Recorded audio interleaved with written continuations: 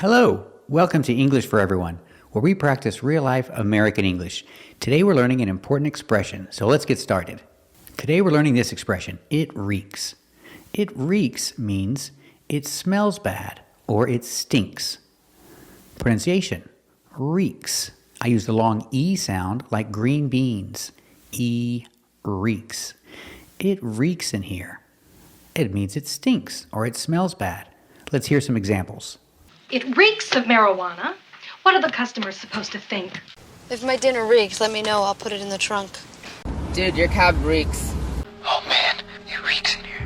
That's excellent. Now it totally reeks in here. When I say it reeks, I can just say it reeks in here. Or I can use the preposition of. It reeks of old cheese.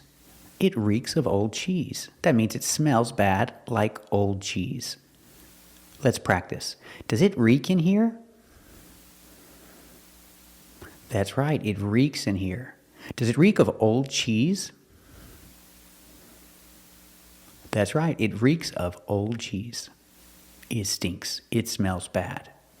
Thank you for watching, and if you like this video, subscribe to our channel. And if you want to become a member, click the join button. And we'll see you next time.